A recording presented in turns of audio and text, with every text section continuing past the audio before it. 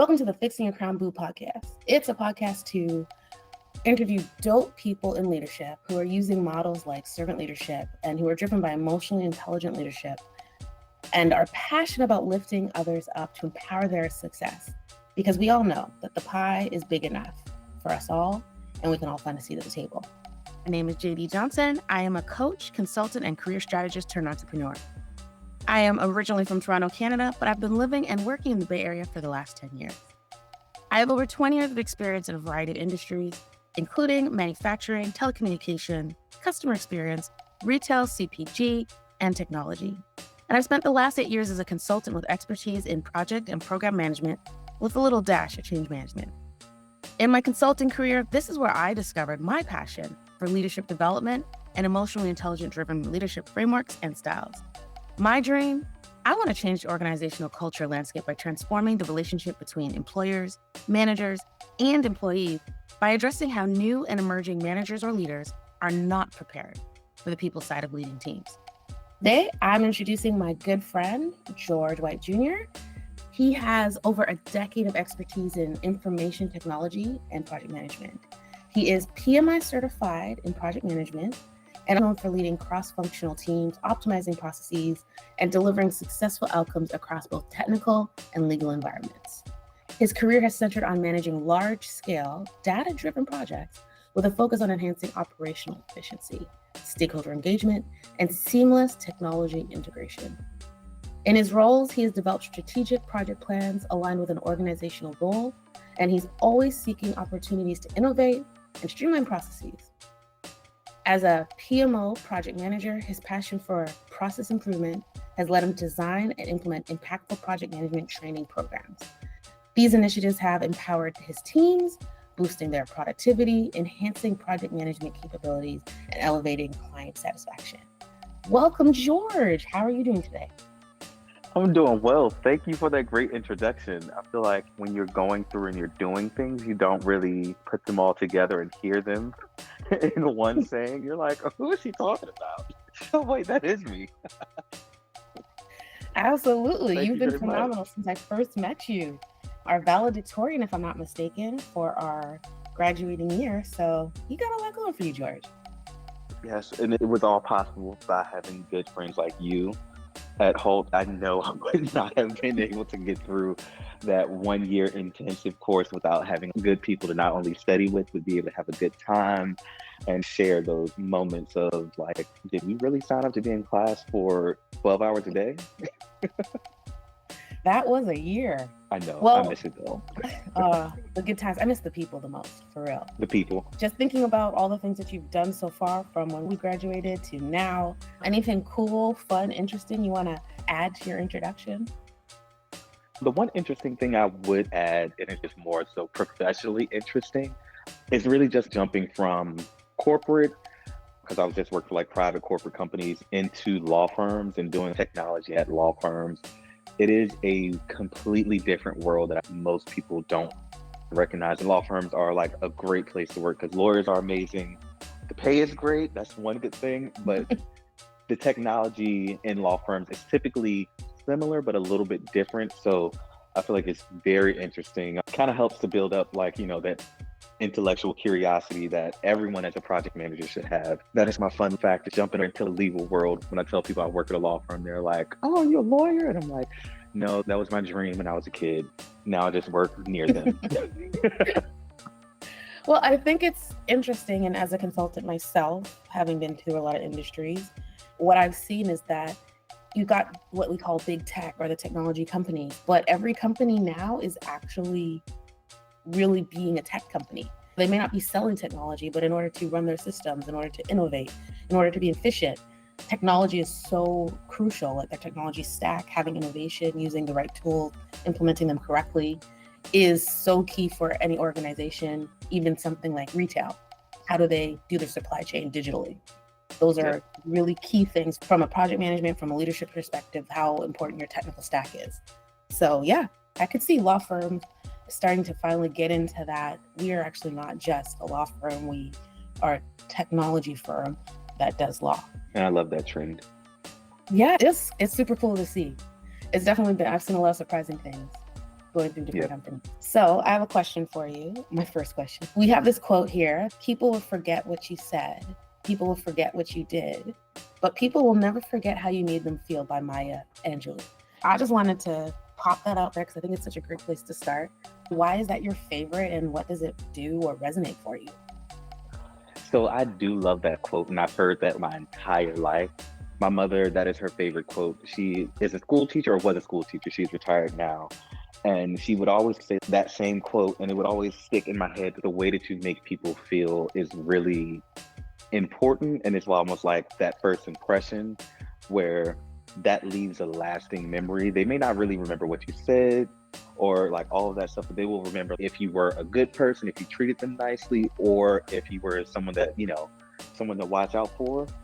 I feel like for me as a project manager, I always, tell people as a project manager, yes, you need the technical skills, you need to understand planning, you need to understand scheduling, the layout of things. But the biggest part of our job as project managers and consultants is really the people and being able to work with the people. And for me, the one thing I love to do in the very beginning of all my projects where the teams are storming and forming is to really build that rapport with people. And that quote like directly follows me into my professional world where it's like, okay, cool.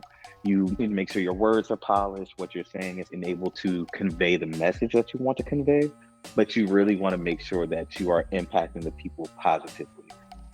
I don't know about you, but I've always worked in a matrix organization where I don't necessarily have the power of a functional manager over the people working on my project. As a project manager, you have to be a little creative with trying to get people to do what you need in a timely manner when you don't have the power to say, I'll write you up or I'll put this on your review. You literally have to use a lot of rapport and human connection. The way you make them feel will have someone work overtime for you. I have had teams test products throughout the Christmas and Thanksgiving holiday. And I was just like, oh, I love you guys for doing this. I hate myself for having to force you guys to do this to get the project over the hill. But when you form those relationships, things like that happen easily. You don't have to focus on it or do too much persuasion. The team rally around you because you've rallied around them. Absolutely. I think a lot like you, there's this way to lead, which is you can lead through influence or you can lead through power. As a project manager, it's very rare that you have power to lead people through. So you have to use influence to make an impact. And so I totally get that, how you make them feel, whether you have their back. If they feel that if you do this for me, you're going to look out for me. I'm here to help you. We're a partnership. So I love that. That's super cool. I love that spin that you have on it. So keeping going, I think now we're talking about a quote that you had, and now moving into, I love this question. For you, what was one of the most defining moments in your career? The most defining moment was really, well, I'll do two. I have two that popped up in my mind at the same time. And the ADHD brain is like, get both of them out right now. So the first one would have to be when I was really early on in my career. I graduated with an electrical engineering degree, and I was really focused on working in solar panels and photovoltaics. But I had graduated right during the middle of the housing crisis, basically one of the biggest economic downturns since the Great Depression. So people were not trying to put solar panels on top of their house at that moment. So that job was pretty much a wash, where I had to quickly pivot from what I thought I was going to do. Fresh out of college, got my shiny new degree. I think I'm all of that. And I'm just like, okay, now I can't find a job. What can I do within technology that will kind of fit my wheelhouse of being able to work with people, but also be able to work with technology? Luckily, one of my first jobs was at Fannie Mae that had a rotational program. And that basically kind of like changed my life. I was able to work in all different realms of the software development lifecycle. The final rotation was being a project manager or project coordinator at the time. I was pretty young. And I was like, wait a minute, I get to tell people what to do? I think I like that job. That kind of bubbled into one of the defining moments in my career. And the second one I would have to say was one of my jobs. I was very loyal to the manager. And the manager was like, hey, let's go out for drinks one day, which was a little odd because we never really singled each other out. This was another defining moment because he sat me down and said, I know You love working for the team. I know you love working for me. However, I cannot grow you to the level I know you can grow. I think you should start looking outside of the company. And for me, I was like in shock. I was like, wait a minute, is my performance not good? Is something going on that you're not telling me? And he was like, no, I just see the potential in you. And I understand what we're doing here. I'm pretty sure he had more insight as a director at that time. He had more insight on the future of the company. And he was like, our projects are only going to get more operational and less strategic. It's going to be more process improvement, but a lot of very boring, monotonous type of projects. And that was a defining moment in my career because it pushed me into where I'm working now, which is more niche project management within law firms. It's been great so far working with law firms. I have to admit that their technology is always a little bit antiquated. So it is fun to come in, transform the technology, and get that wow factor from the teams when the projects are done. I know all project managers love when they're done and the people are like, oh my God, I hated it the entire time, but now I see the value. And it's like, yes, you see the vision I had the entire time. Thank you for helping bring it to life. And yeah, those two moments were really defining in my career. And I always look at them, okay, if I'm able to get through these things or kind of step through these obstacles or these blessings that I've achieved, then yeah, only onward and upward.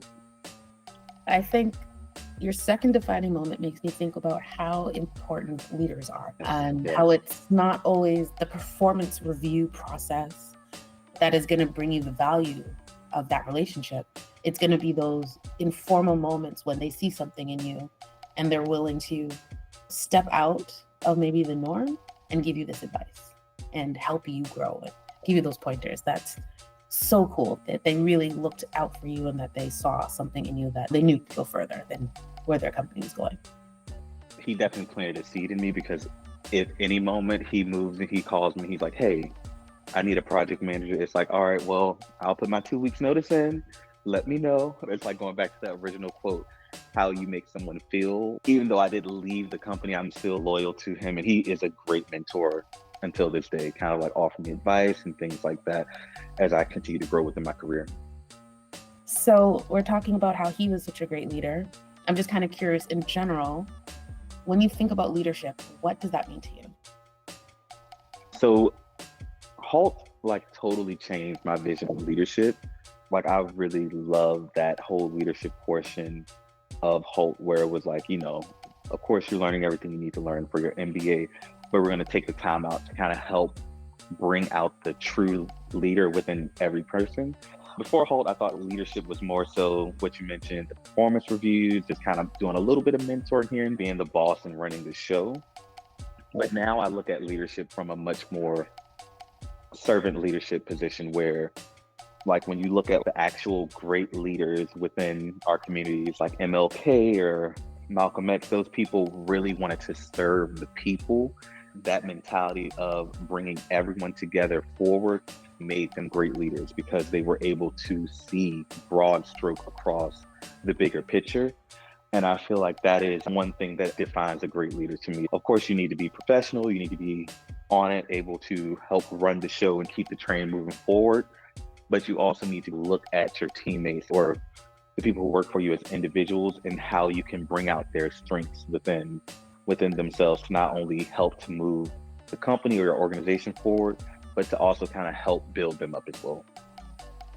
I love that. One of the really cool things I talked about is the leader doesn't just think about the now and getting things done. A true leader really has a vision, and then they try to bring you along with them on that vision because they know you deserve better. And that's one thing that I always try to tell people when I'm mentoring them. Whenever you are meeting with your manager and having one-on-ones, you need to try to tap into whatever vision they have and make sure that aligns with your vision for your small piece of the pie that you're holding. Just because it really, and I've seen this in my personal career life, that it is really important to understand if your leader has a vision and if that vision aligns and traces all the way up and down the organization. I've worked where people really didn't have a vision and you're like, wait a minute, our projects are getting canceled and we're almost done. And it's like, okay, we need to reprioritize and realign everything and actually get all of the business units and all of technology on one accord instead of working in the little silos. I think that's something that I have really seen is I did this pretty cool course at Berkeley around performance management. One of the key tenets and cores of it is that not only does your company need to have a vision, every part of the organization needs to bubble up back to that vision. And then within the units, as a manager, as a leader within a group, you need to make sure that people understand what their work is and how their work connects to the vision. So even when it might feel really small and it might be this inconsequential thing as far as that person might have in their mind, it actually may lay the foundation for other things, or it works together to create the ultimate vision and mission for the organization. So I love that. Yeah, and I feel like our generation, and definitely the generation under us, they are way more socially thinking. I know whenever I look for a new job or a new business unit, if I'm looking for a new area within a company, the altruism and the social aspect really does matter for me now. And just kind of having that as a part of the vision going up and down the entire company is amazing. Yeah, I like that. You mentioned that you do mentoring and you've led teams before. So I'm kind of curious to you, what is kind of like why do you lead? What makes you want to be a leader and be that shining light for your team? I love the gratification that you get once you've hit a milestone or your goal, the gratification that you get from the team seeing what they've actually done and seeing the impact to how it like affects the business. One of the last projects that I worked on was a customer relationship management tool, CRM. It was like pulling teeth the entire time for that project. Now that it is in production and flowing, everyone is like, oh my God, the reports are so beautiful and easy. The campaigns are so easy to maintain and manage.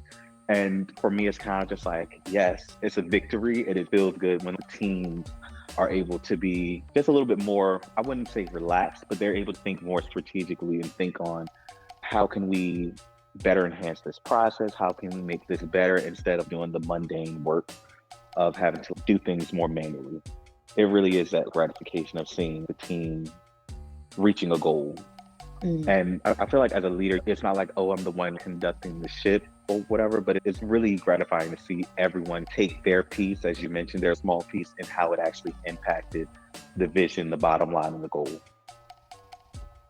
I think, as an organization, as there are organizations, that every piece matters and everything that you do does connect to a larger goal and purpose, and helping your teams feel that, see that, and know that they were a part of creating something that matters. I think that's such a key piece of being a leader. Yeah. So now we've talked about what does it mean to you for leadership? Why do you lead?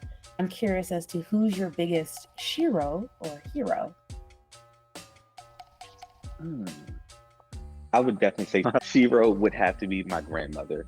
She passed a few years back, but she was just a mighty force. She was maybe 5'1", like about 100, 120, 30 pounds, but she was just an incredible force. I realized that a lot of the things she was able to do, from being a single mother, way back in the day when it was uncalled for women to divorce their husbands, leave out, she was able to get out of an abusive relationship, take her 3 children, and create a life that was just simply amazing. And, created all their grandchildren, created me, of course. But the one thing that I really love about her is she was the epitome of a servant leadership, where everything she did was from a place of love. And just the way that love came back to her in so many different ways. Anytime she worked, anytime she went anywhere, especially in my little small town where we're from, just like the mention of her name, people are like, oh my God, Martha? Absolutely. I will absolutely work on this and help because she did X, Y, Z. And it's just amazing how I sit back and think, oh wow, she impacted so many different families while working 2 and 3 jobs. She was like truck driver. She drove buses while my mom and her sisters were in school, just so she could be closer to her kids while they were going to school. She drove, drove semi trucks, and she was a little woman, so she broke the mold on a lot of things, broke a lot of the expectations on what people said she could do. That was a great example to follow, where it's like if people are putting limitations on you, then that just means it's something that you most likely can do if you put your mind to it. Oh, wow. She sounds incredible. I'm so sorry I never got a chance to meet her. I know, yeah, she would have absolutely loved you. Yeah, and your family, your whole family. They would have been like off in the corner, leaving us alone. And I was like, okay, well, I'm sorry, but your parents are now hostages of my grandmother, and she is gonna probably be coming over to dinner at some point next week. Oh, I know my parents. They would have loved that. They love your parents, by the way. I But, know. like, We need to get them together soon. it's so hard. We're all in different places. I know. Well, thank you. I appreciate that. Your grandmother sounds amazing. I always thought she was so cool, and that relationship that you've had with her was such a testament to how wonderful she was. Is that, her grandson is trying to help her out, loves being around her, and is so connected to her. I think that's really amazing. Yeah. So, keeping the flow going, now we know who your biggest shiro is. What has been your biggest struggle being a leader? Or if you're not a leader that you want to be, as an aspiring leader? I think at this current stage of my career where you're in this middle management spot where you have a little bit more leadership than you would have had as an individual contributor, but you're not quite at a director or VP level higher than middle management.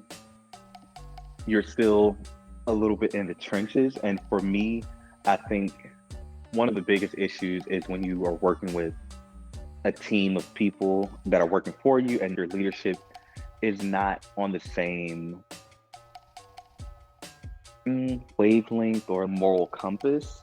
I feel like for me, I do like to lead with strong level of emotional intelligence and just kind of like be more caring of the whole work-life balance and of the people in the team. And I've worked with some people who were more so about productivity and the bottom line. And that was a huge struggle where you're like butting heads with someone who is like ahead of you when you're trying to defend your team or trying to defend the people that you're working with, and just having those tough conversations with trying to influence when you don't have the power. One small example that I have is I was working with a team and we had been working on the project for quite some time. And we did some investigation from a risk that I had raised. And we realized that the project was no longer technically feasible. It would have cost $500,000 that was not going to ever get approved for such a smaller project. Leadership wanted me to have the teams continue to work on the product, despite the fact that we knew that it would never really come into fruition. That was definitely a struggle where we were going back and forth, and I was very vocal on what I thought we should do, which was like, let's just pause everything. We don't have to cancel the project. Let's pause it. These people, to me, were wasting time on something we knew was not feasible. And yeah, that was definitely like a tough time. And it really brought to light the importance of having good leadership who care about productivity, moving the organization forward and the bottom line, but also looking at the individuals they work with as actual people and like workhorses to get things done. That is so key. I can only imagine being on a project that you feel is not even feel, but like you've seen it's not possible. You can't do this thing, but your boss is like, no, but I think you can do it. Keep working on it. Do it. You can do it. But the data is telling you something completely different, right? Exactly. And I'm all about transparency. As a project manager, I feel like the more everyone knows, the easier we can tackle problems. For me, it was like holding a secret that you really want to tell everyone. And it just didn't feel right. It just didn't feel right. I was like, okay, I need to get myself together and try to get out of this company as quick as possible, because if I'm put into that position again, I'm most likely going to be terminated. Yeah, I think that's also a key piece of leadership, recognizing your own boundaries. Maybe you didn't know it before, but when you hit that wall, you're like, oh, yeah, this is not something that's a part of my value set. And this is not a place that is the right place for me because our value sets don't align. Yes, that is true. I would have never thought that would ever happen in the workplace. Why would you work on something that doesn't mean anything? Like, why are we doing busy work? We're not a substitute teacher in school. This is wasting actual money for the company as well. Yeah, it's so interesting. I think being a consultant, definitely see a push-pull between how alignment is key and critical. If there's not alignment between, like, say your leaders at a higher level, say it's a VP, if they're not aligned with other parts of the organization, and then the people who are below them, who are working for them, are doing work, and then they're getting different ears, right? Different things in their ears about what the work is and what they should be doing, how hard that is for the people then underneath them who are tasked to now do more stuff. But nothing is aligning, and there's a lot of disconnects and disalignment. So when you speak to different teams, different parts of the organization, different ideas are coming out. That is such an incredibly hard and difficult place to be. Yeah, I'm pretty sure most of us have had an experience like that in our professional life where there's a whole bunch of organizational changes and it's like, wait a minute, what is going on? And for the people who are boots on the ground, the front runners, they have no idea what the vision is if it hasn't been properly trickled down. And so you're really just sitting in a ball of confusion, like, okay, what am I supposed to work on? What are my priorities? Where should we be going next? That's a hard place as a leader of other people. What do you tell your team? And how far can you push it back against your leader?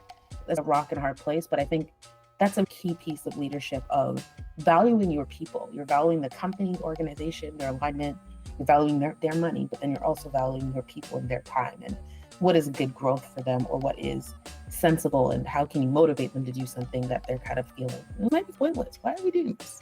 Yep, and I feel like with the newer generation, they will not stick around. If they don't see the value, if they feel like they're just doing busy work, they will leave the company. Most people complain about that, but I actually love it because it will drive positive change within the world, really, but definitely like professional life, where we need to get clear on our priorities. We need to really kind of understand what we want to do and not just keep that up, with the C-suite or with the leadership, but actually disseminate that information all the way down to everyone within the company. Yeah, I think transparency is so key. I've worked in an organization where I saw them saying one thing, and then you notice something totally different happening behind the scenes. We're all for transparency. We're going to be more transparent. And then you see no transparency, which is incredibly frustrating as a leader. I can only imagine as someone new to their career and has a strong belief in valuing the importance of their work, that when you're not seeing transparency, when you're not seeing that clarity, it can be really difficult to want to stay around in I guess it's Gen Z, Gen Y. Mm-hmm. They're the new generations that are alpha, right? Generation alpha, who are seeing a different way of working, and different things are important to them now, which is interesting to see. Yeah, I also feel like another huge thing I've experienced with my teams is when there's a lot of confusion, people get afraid that there may be a layoff or an organizational change that could put their job in jeopardy. I don't know the percentage, but I know for me, usually when there's that confusion, there are a round of layoffs. You will absolutely lose your top talent because they are going to jump ship before the ship sinks, because they're great talent and they know they can be used somewhere else. They know that they're like LeBron, I'm going to take my talents down to Miami. I'm going to leave because it's what's best for me. And again, as a mentor, I always tell people, you always want to make sure that you're working for the company, but you have to be in charge of your own career. Your career is not tied to a company. It's really tied to your own personal brand and your expertise in what you can bring. So you really need to make sure that while, yes, you should be loyal to your company and to your team, you always need to make sure that you're being loyal to yourself. And I cannot fault people for jumping ship when there's a lot of confusion, because you really never know what can happen to your position in a company that has a lot of changes going on.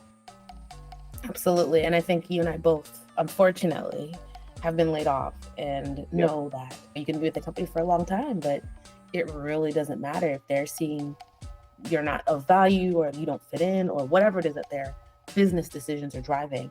They can drop you like a hot potato, and you are left out in the cold. Now, you have to be careful of the loyalty you put in. Obviously, always do a great job, be the best that you can be.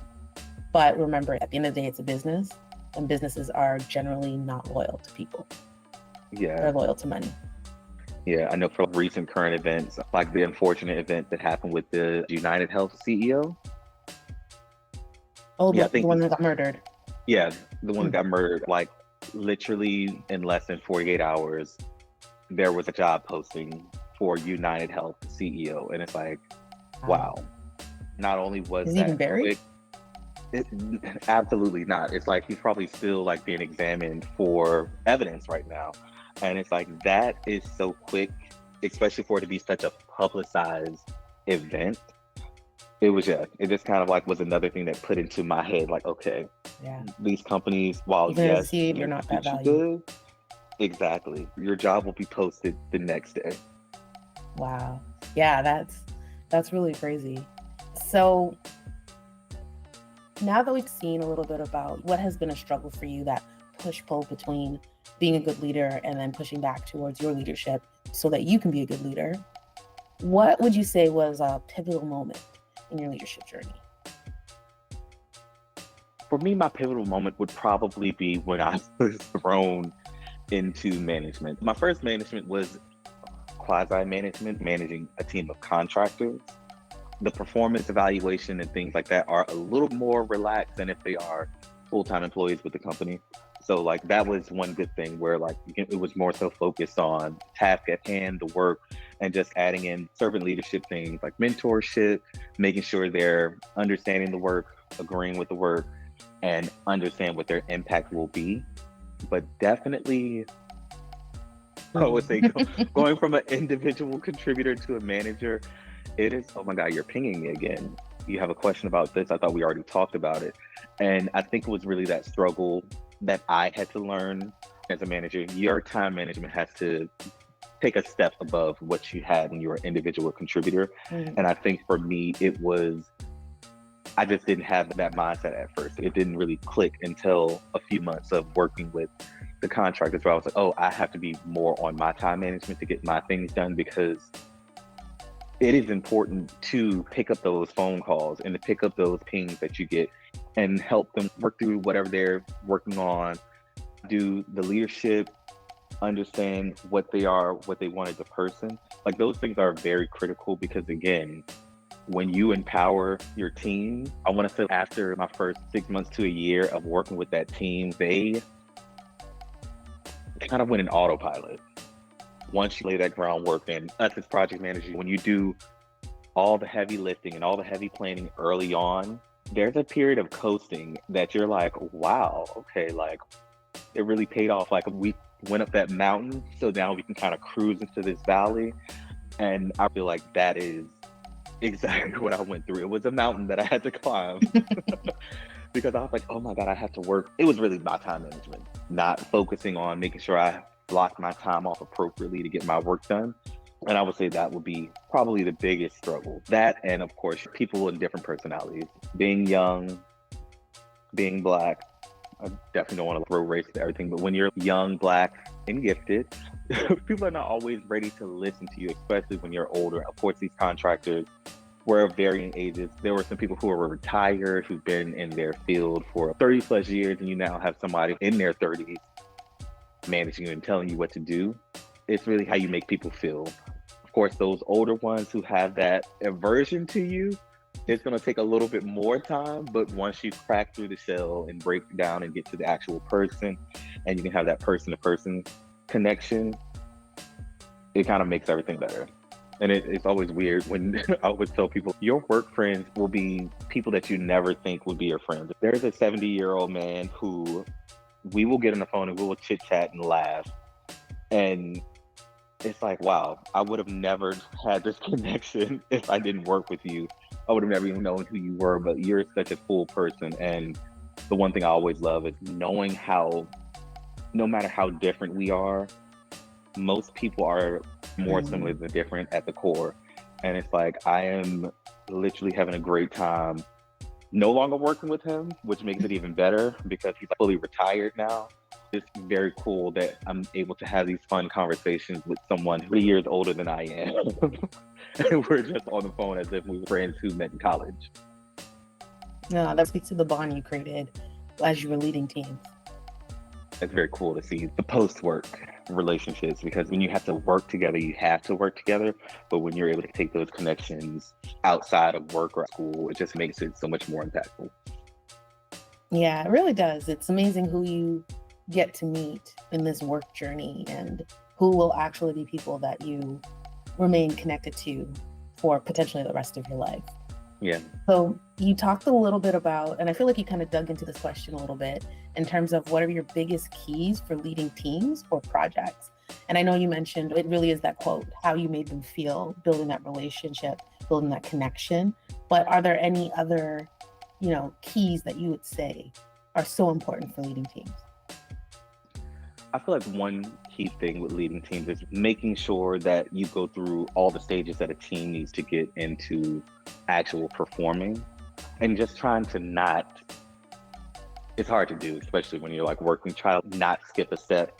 Like stages of grief, you have to go through all of them. You have to go through the storming phase. And when you're working on a project that has a tight deadline and trying to get through that storming phase, stakeholders might not be fully on board.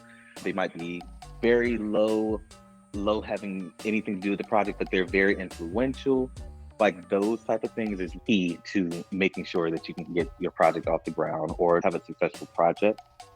And for me, it's allowing that to happen. It's very hard because you want to be productive.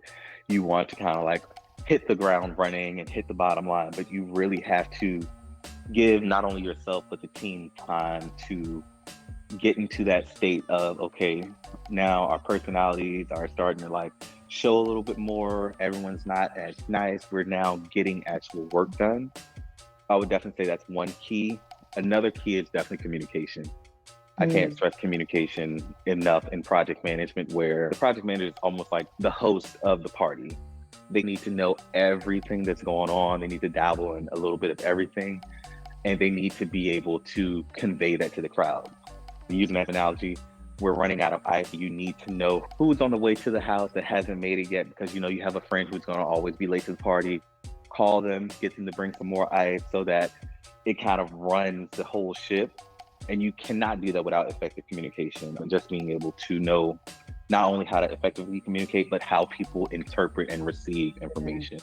Technology now has made it so much easier to work in different platforms and in different communication tools, where they're now all linked and merged together with tasks, the work, the people, and the conversations.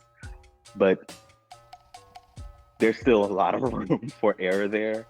And just the slightest kind of like miscommunication can really trickle down to a much larger issue in your project, in your operations, anything you're doing professionally. Yeah, communication is so key. I did this coaching certification, and it's called Personal Coaching Styles Inventory. It talks about how do you give feedback and how do you receive feedback? What is your style around that? When you're talking about communication, it's as the sender and the receiver. What are these two different styles? And I think as a leader, you have to learn how to flex between multiple different styles to get your message across. Because if your receiver of the information is blocked because they're angry, or is blocked because they think you said something that you didn't say, the information that you want to convey isn't going to get heard. So being very able to read, how do they take it in? Do they like information quick? Do they like it slow? Do they need to have a little bit of fun while getting this information? These are all things that help you communicate in their style and provide feedback, but it also speaks towards communication in general. Absolutely. And kind of piggybacking off of that, I always feel like it is your responsibility to make sure that your message is conveyed appropriately. Oftentimes people will just put the information out there and they're like, well, I said it, it's out there. If your message is not received, then you have to figure out a way to send it. You can't send an email to a person who doesn't have a computer. You have to make sure they're able to receive it and interpret it and do whatever action they need to do from that communication. Yeah, my little emotional intelligence framework talks about knowing your audience. Who are you speaking to? When it's things about their age, how they communicate, how they take feedback. I think as a leader, you have to be you are responsible to understanding who are you sending messages to, how they're going to receive it, so that you can put it in the terms, tone, or format that is going to be best received by them. I feel like that is absolutely paramount. It makes me think of one conversation I had with my friend. She is about to hire someone or promote someone. And she was like, I don't know what to do. She was describing the person who was an individual contributor, that's me in their field, and they wanted to promote him. Do you think he wants to have that management role? Do you think he wants to come out of like, he's definitely like engineering nerd. He's one of my friends as well. Do you think he will want to come out of that shell and be successful? And I think that was really something great that I posed to her because, again, it's all about knowing your team, knowing your people, and just making sure you're putting the best person forward. Sometimes it's not always good to convert someone who is a SME into management because they may not have the actual skill set in management to suit the skills they have technically or business-wise. Mm-hmm.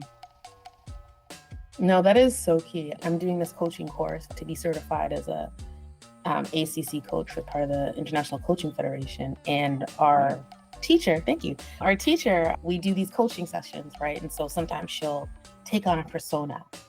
And one of the personas that she took on was that of somebody who was promoted recently and was having a hard time and was like nervous about things and felt that people hated her. As we were trying to coach her through the session, one of the questions that came up was, well, why did you get promoted? Well, I just wanted the money and thought that was the next step. But your point is that does that person actually want the responsibilities and the duties that come with management? Right? Is that why someone would want to be promoted? Is that going to be a good idea? Or do they enjoy being a SME and being top of the line in that area? Yeah, knowing your team is so key, knowing because they are your audience, right? They're the receivers of any messages you're going to be giving. Yep, to close out that conversation, it's like a real live case study that actually happened. He did get promoted, but they brought in someone else to handle the management portion. They kind of a 2-in-1 type of situation. And talked to my friend earlier today, and she was like, that has been going great.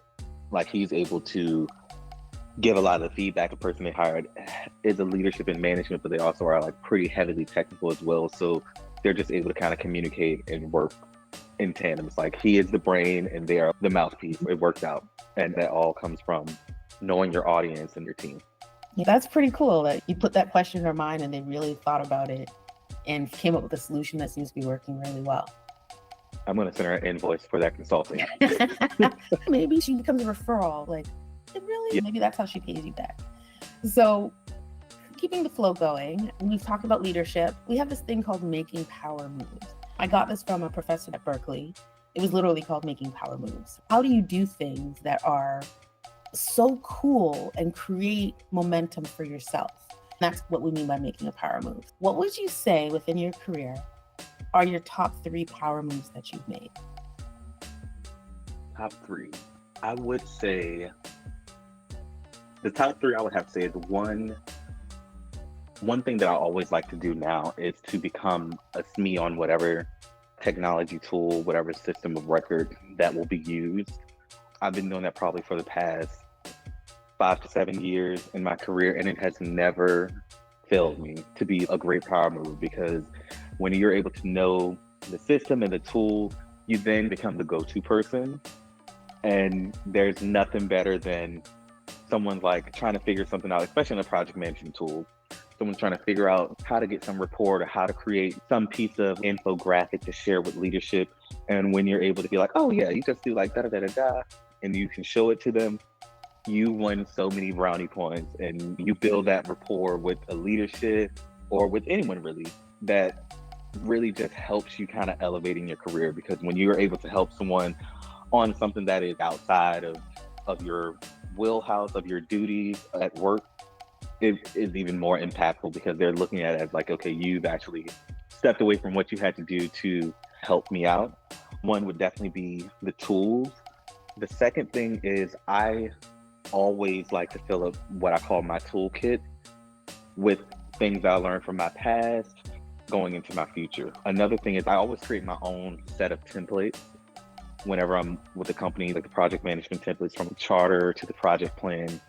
I always create my own subset outside of the company based on the knowledge that I've learned, and bringing that set of knowledge with you to a new company or a new organization is also very impactful because you're able to come and present like, hey, these are some things I've done in the past. These are some tweaks that I've done because I didn't like how that looked or how this was being used, and present that to the team. It shows that you have a little bit of foresight and understanding, but it shows that you are able to build off of things that you learn.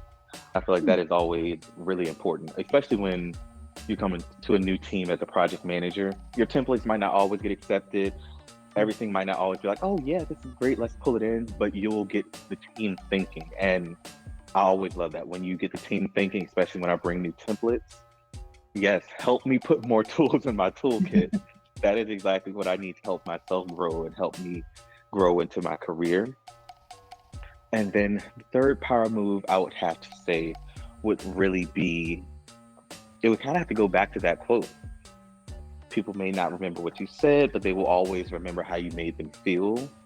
I feel like that is kind of like, sometimes it feels like a little undercover or covert, whereas it's not professional necessarily, it's not technical. It's more so just those soft skills where you're like a human connecting with another human, and you're able to show them that like, hey, I care about you as a person. Yes, the work is important. Yes, we need to get things done and pre-productive. But for me, I always say like, I'm not a doctor. No one is gonna die from my work. There's nothing life-threatening. So let's take a little bit of time to have human interaction to make sure that people feel good. I always come with the fun committee. No matter what job I go into, I'm like, hey, what do we do for team building? What do we do for fun? Often I hear, oh yeah, we do stuff for people's birthdays. And I'm like, so you buy a cake for everybody's birthday in the month and they just come into the office and get a piece and walk out? No, we need to bring the team together. And I feel like you get to see people's personality outside of work. It's always great to go to a bar and be outside of the workplace, get a little liquor in people so they shed a little bit of those professional layers, and you get to see and talk to people on a more personal level. That fun committee is exactly why I have that 70-year-old friend. It literally came from, I was like, I'm setting up a fun committee. It's not mandatory. And he like stepped up, and that is really how we formed our friendship. I like it's super cool. Now that we've talked about your biggest keys for leading teams and how you make momentum and create magic as a leader, I'm curious as to who has been your biggest supporter? My biggest supporter would probably, collectively, I would definitely say my family, but definitely as a mama's boy, I have to say my mother. I feel like she will always support me. She will always kind of be there to pick me up. I always feel like as a man, we try to hide our emotions a little bit and do a lot of things on our own. I just love having her in my life because as a mom, I can always go to her and say what's on my mind and hear her perspective. It is so comforting to hear like everything will be okay. One thing she always said to me is, you've done this in the past. I don't understand why you're doubting yourself now. One thing that she always says, you have been able to turn an idea into reality so many times before. Why do you still have this doubt? It's that little bit of reinforcement and support that makes you go, oh yeah, I actually have done something that I thought was impossible in the past. Why am I doubting myself? It's that little boost that helps push you forward and propel you through those tough moments. Definitely during a layoff moment where you're like, layoff is so out of like left field, where it shakes you, it totally shakes your professional confidence. Wait a minute, I was doing good, I'm going in strides, running my race, and then all of a sudden I heard a pop in my knee. It just totally throws you off of your game. Having someone to remind you of who you are and what you can do as a support system is really kind of amazing to make sure you can keep going forward. That so resonates with me. I'm daddy's little girl. I'll always be, and he's definitely my biggest supporter and the person I go to. So that 100% resonates with me. And I love your mom. I was gonna say, your dad is cool. He's just cool. He's chill. He's so cool. It would be great to be in your presence, but I couldn't imagine being raised by you. It had to be a very cool experience. Oh, there were times. Oh yeah. There were times it wasn't quite so cool, but we worked it out. And our relationship now is phenomenal. That so resonates with me. So we're kind of getting close to the end. Now we've had really positive, great things from your mother being your supporter, hearing about your grandmother and how she was your shiro. Now we're going to switch directions a little bit and talk about something that's key as a person of color in, I won't even say North America, I would say even just Western civilization. I think a really key piece about how do we lead, how do we push through these moments, especially in the time that we are now, the election. Have you ever experienced racism or systematic bias trying to be a leader while in corporate America? And if so, how did you overcome that? Yes, I have definitely experienced racism, bias, and microaggressions at work. The one thing that is so weird is how covert it is. You'll have people who are seemingly very friendly, you have a great rapport, you might even actually do happy hours and things like that with them, but then you'll hear from other leaderships, or I've been pulled aside where they're like, hey, talk to so-and-so, the person you thought you had a good rapport with, and they'll say things like, oh, you're not collaborative, or you miss deadlines. There's things that are completely not true. And you realize that, okay, this comes from a stereotypical bias. It is not actually what has happened. It's really just what this person thinks of me as a Black man. I've definitely experienced that. I feel like my most recent experience with that was really one of my dotted line manager was talking to the sponsor of my project. And they were like bad mouthing me to not only the sponsor, but also the vendor as well. And I just remember them coming to me and they were like, hey, I'm hearing these things, but it's like they were like, I don't understand because it doesn't seem like the same person that I'm working with when I'm talking to you. And it really all bubbled down to that person just being a little bit biased. So many different things happened. I remember the team was taking field trips to the Microsoft office to see the new technology that they were doing with AI. And it was supposedly an all leadership event. And I remember, okay, cool, all leadership. So me and my counterpart, I guess, are going to be here bored throughout the day while everybody else in leadership is gone. And I remember getting like an email that was like, hey, are you coming? They opened it up to everyone now. And I was like, I did not get that email. And it was just, my counterpart was like a white guy, but me and him were very close, started on the same day, had the same professional upbringing when we joined the company. And it was just really shocking because I was like, I just talked, like literally had just got off the phone, had a great conversation.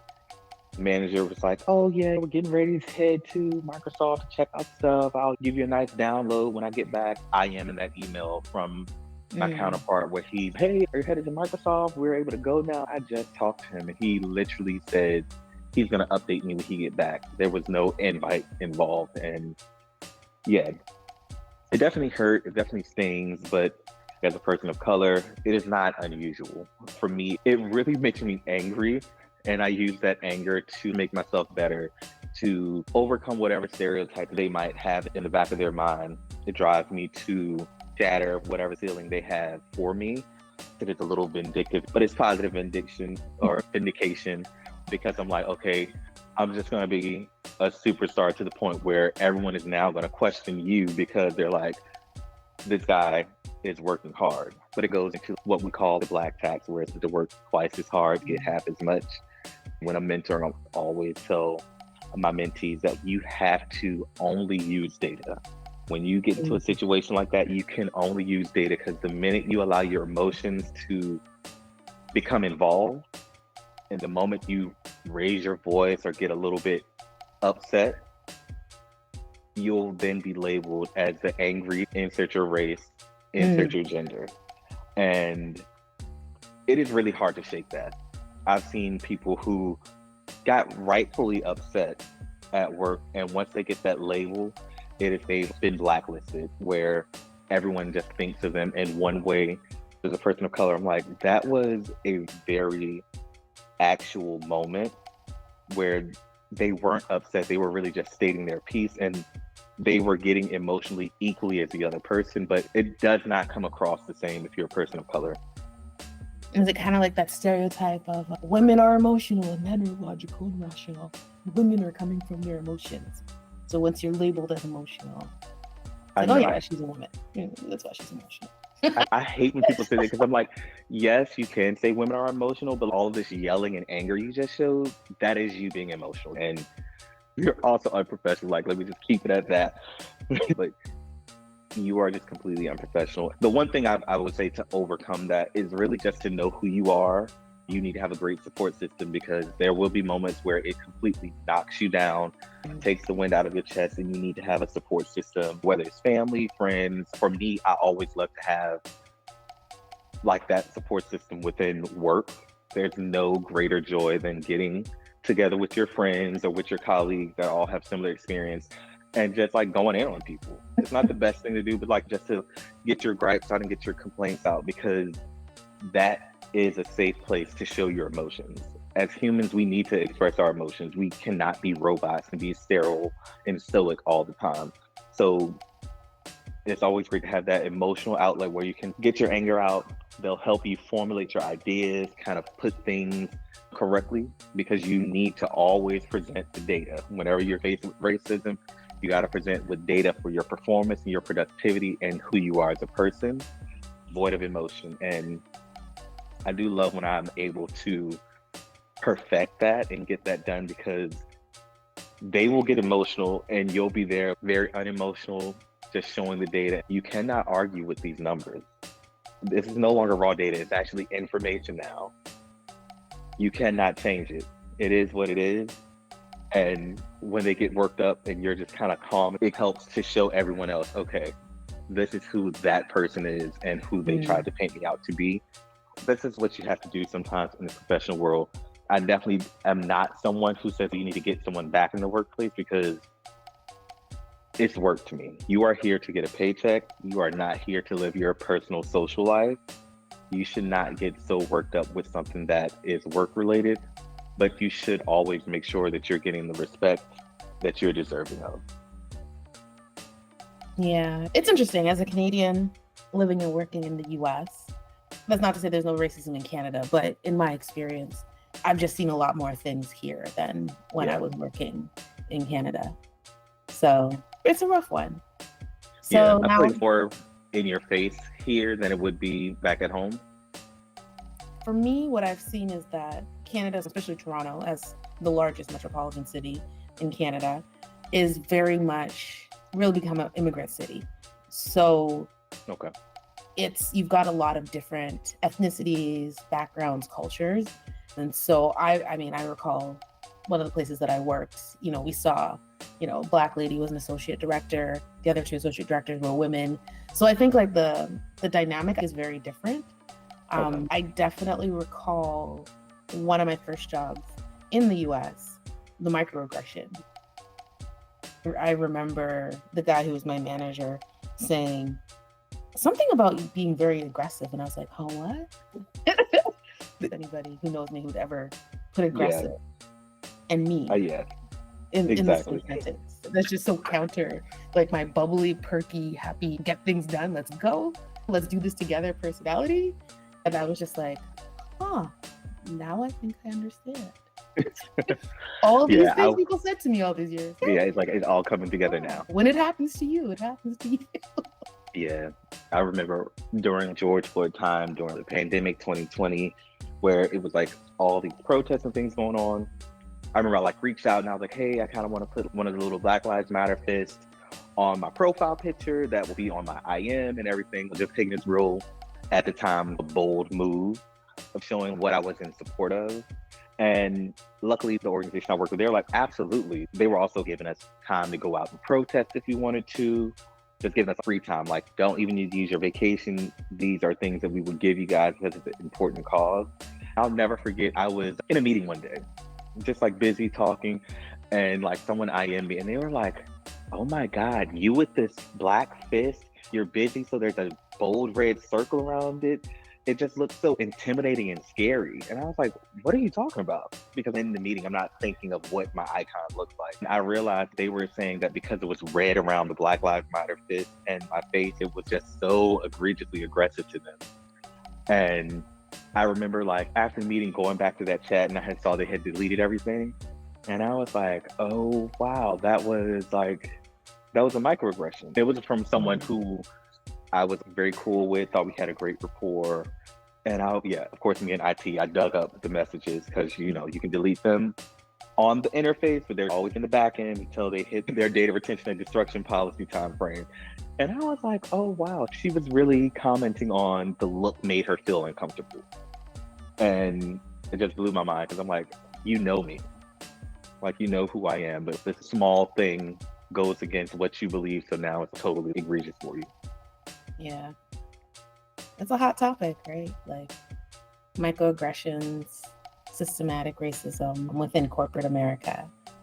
Conversations like this and showing Black excellence. I went to Afrotech a few weeks ago, and just all the Black excellence all around. It's the stereotypes that are out there. They're clearly just stereotypes. Obviously there's people that behave in X manner, but there's so many more that aren't. It's just that nobody hears about them.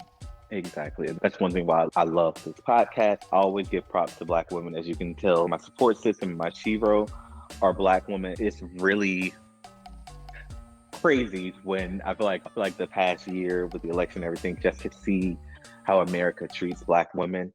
It's really kind of crazy to see those two sides because I'm over here. I love the work that Black women do. I see the impact that they have not only on like in a professional world, but also in the community that I live in.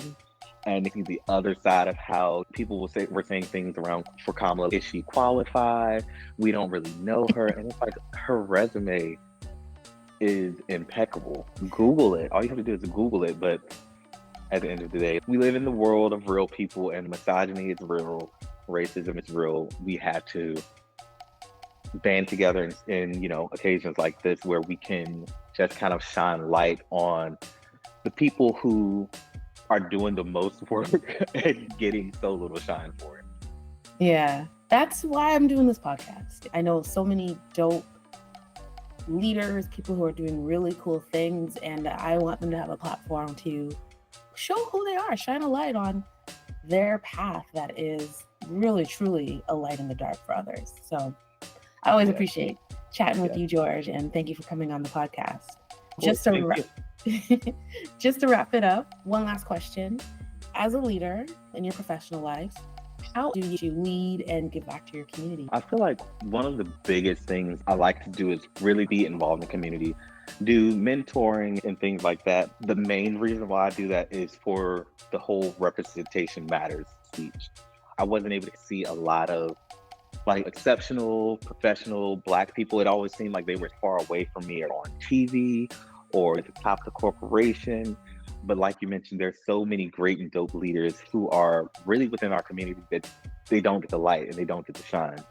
And it is really important to be out there and chill, walk around and talk, because someone will look at you and be like, I didn't know it was possible until I saw you. And when I saw you doing it, I knew it was possible for me. One thing that I love is when people grow and shine and I can get a little piece of it and be like, oh, I did that little thing really helped you out.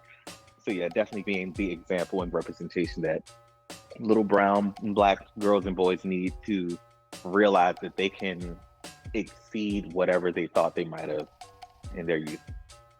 Oh, I love that. At the end of the day, those up and comers are our future. They are the people who are going to take whatever we and others before us have made of the world, and they're going to take it across the finish line or to the next goalpost. It's so important to give them representation and show them that this matters. If this resonates for me as something interesting, there's someone else who looks like me who can do it too. That is so key. I remember moments for myself when I saw someone, I was like, oh, okay, yeah, they're doing that? Shucks, I can do that too, right? Well, thank you so much, George. This has been nothing but a pleasure. Before we close out, I always like to ask, is there any line or any kind of statement that you want to put out there as kind of like this last words? Let me make sure I get the quote right in my head. It's really a quote about planning, and I'll paraphrase it. It basically says you should always make a plan, because if you do not plan, you will fail. but you need to understand that you most likely will have to deviate from your plan. For me, it really says to make sure that you have your goals and your priorities in alignment and know your why. And that can help push you forward in everything that you're doing. You need to be able to always come back to your why, even though the path that you may take might not look like anything you thought it would be. If you focus on that why and that plan you had originally, or the acceptance criteria, well, let's put it in project management terms. When you think of that acceptance criteria up front, it really helps drive you forward. Oh, that resonates with me, but that could also be because I'm a project manager. Because know I always that. have plan A, B, C, D, E, and F. And you got to pivot based on what life throws at you. So Yep. thank you so much, George. I love that. That completely resonates with me, and I think it will resonate with others. Thank you so much for being on my little podcast. I can't wait to see what you have next happening with you. Thank you so much for having me. My audience, hope you enjoyed today's session of Fixing Your Crown Boo. You will be able to see us upcoming soon.